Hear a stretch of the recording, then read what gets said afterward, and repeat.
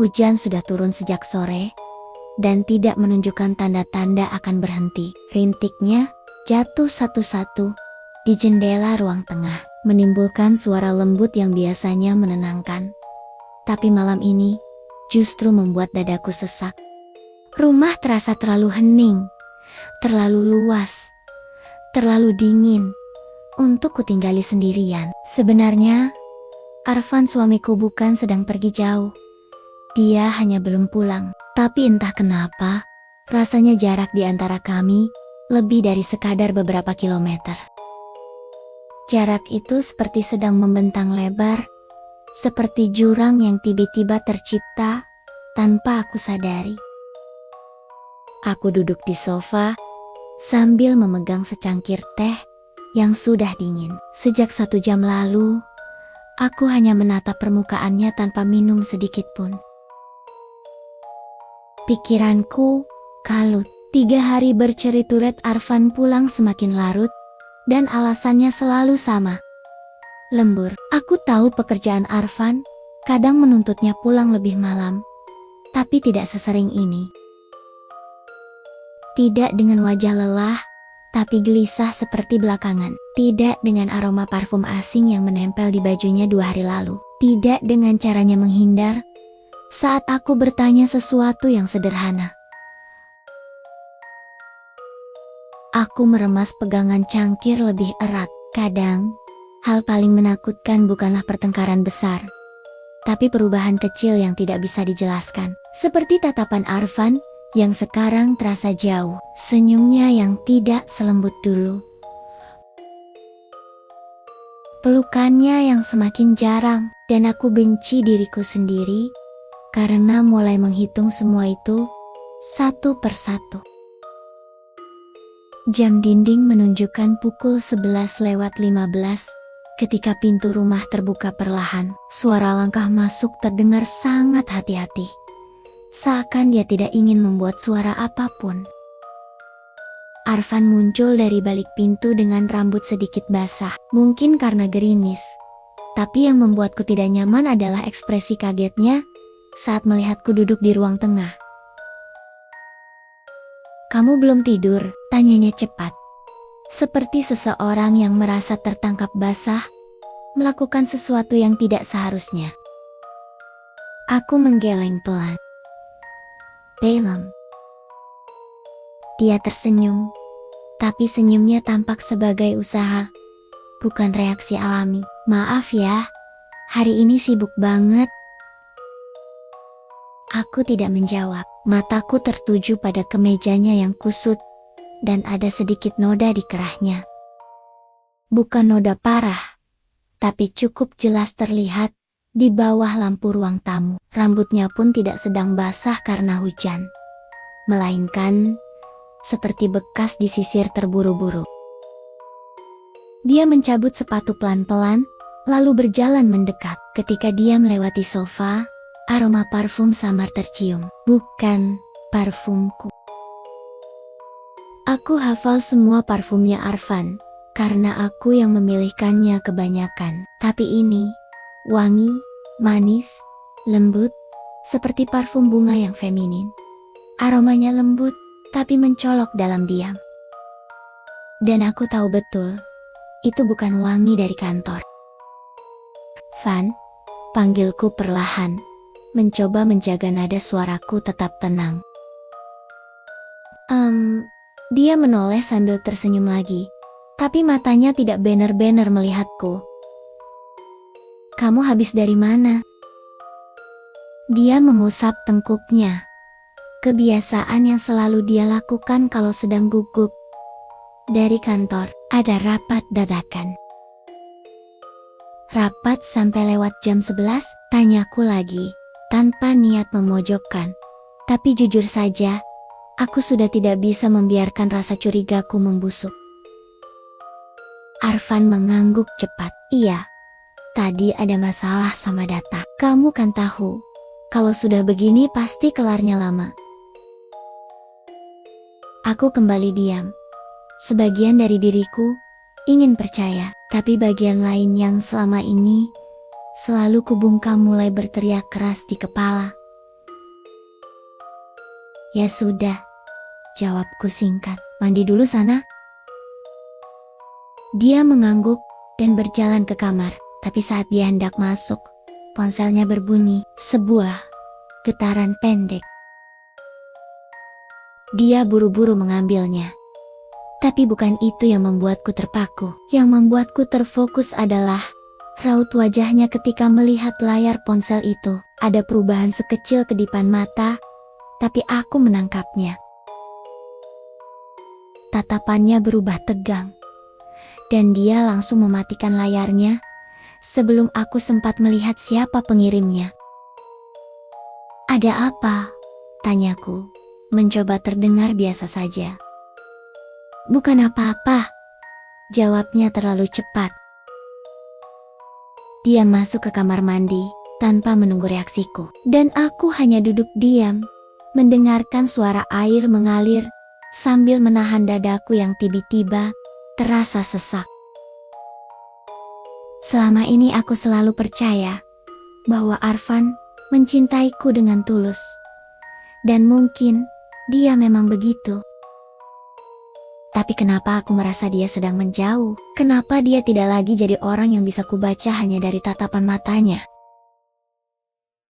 Malam itu aku tidur di sebelahnya, tapi rasanya dingin. Dia memunggungiku, dan meski kami berada di kasur yang sama, jaraknya seperti tidak terjangkau. Aku memandangi punggungnya lama, mempertanyakan banyak hal, ingin menyentuhnya, tapi tangan ini seperti lumpuh. Pada akhirnya aku memejamkan mata, meski pikiranku tetap terjaga sepanjang malam.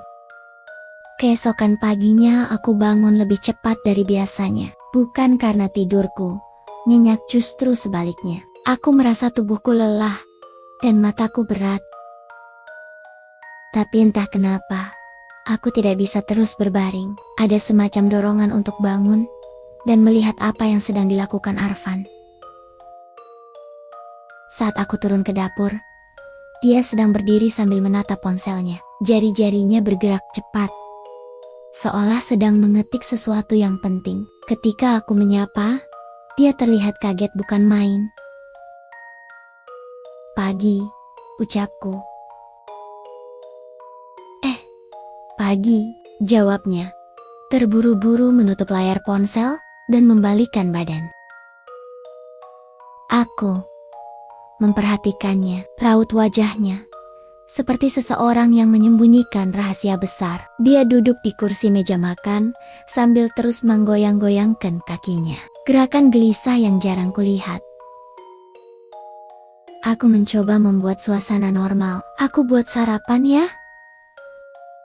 Arfan hanya mengangguk. Tapi sepanjang aku memasak, dia seperti tidak nyaman. Dia beberapa kali melihat jam, padahal masih terlalu pagi.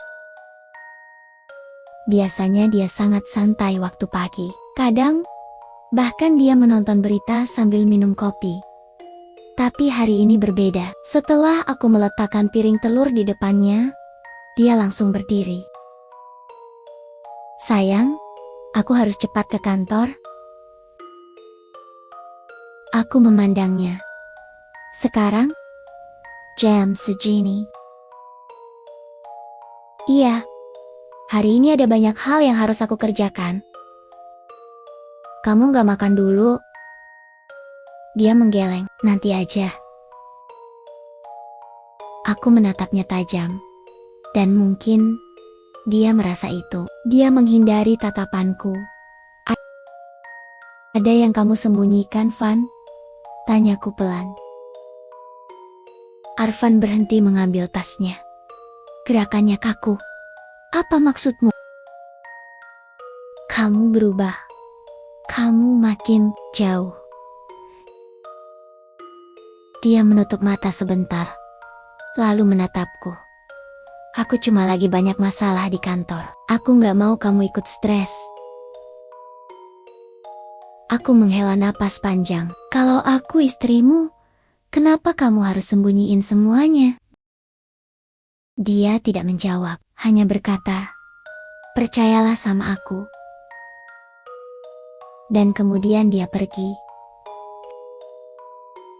Siang itu, aku memutuskan untuk merapikan kamar. Mungkin untuk mengalihkan pikiran. Mungkin untuk memberi ruang bagi hatiku yang gelisah. Aku membuka laci-laci meja rias untuk membuang barang-barang yang tidak terpakai. Tapi saat menarik laci paling bawah, aku menemukan sesuatu. Sebuah struk restoran terselip rapi di bawah beberapa kertas. Aku menatapnya sesaat sebelum mengambil dan membacanya. Tulisan di atasnya membuat jantungku berdetak keras. Restoran mewah yang tidak pernah kudatangi bersama Arfan. Tanggal 2 hari lalu. Tertera pesanan untuk 2 orang. 2. Tanganku mulai bergetar. Aku membaca ulang struk itu. Berharap ada kesalahan, tapi kemudian aku melihat tulisan tangan kecil di bagian bawah. Thanks for tonight, Van, Rara.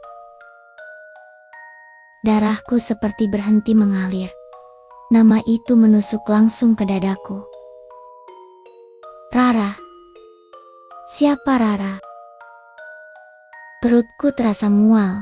Nafasku terasa berat. Ada rasa panas di mata yang berusaha ku tahan. Aku menatap struk itu lama sekali. Seperti berharap kertas itu bisa berubah menjadi jawaban. Tiba-tiba ponselku berdering. Nomor tak dikenal. Aku ragu menjawabnya. Tapi sesuatu dalam diriku entah. Rasa ingin tahu. Atau rasa takut memaksaku menekan tombol hijau. Halo. Sapaku pelan. Ada jeda beberapa detik sebelum suara perempuan terdengar. Ini istrinya Arfan ya? Aku menelan ludah. Iya. Ada apa ya? Perempuan itu terdengar ragu, bahkan seperti ketakutan. Suaranya kecil, bergetar. Aku cuma mau bilang satu hal, katanya. Jantungku menjerit tanpa suara. Apa? Dia menarik napas panjang sebelum akhirnya berkata, suamimu, dia milik wanita lain sekarang. Tanganku langsung lemas. Ponsel hampir jatuh dari genggamanku. Dunia serasa berhenti. Belum sempat aku bertanya lebih lanjut, panggilan tiba-tiba terputus. Aku memandang layar ponsel dengan tangan gemetar. Kata-kata itu terus menggema di kepalaku. Suamimu milik wanita lain. Suamimu milik wanita lain. Suamimu milik wanita lain. Aku menutup mulut dengan tangan, menahan suara tangis yang hampir pecah. Air mata jatuh satu persatu, tanpa bisa aku tahan lagi. Aku menatap struk restoran itu sekali lagi, dan seluruh hidupku terasa seperti sedang runtuh pelan-pelan.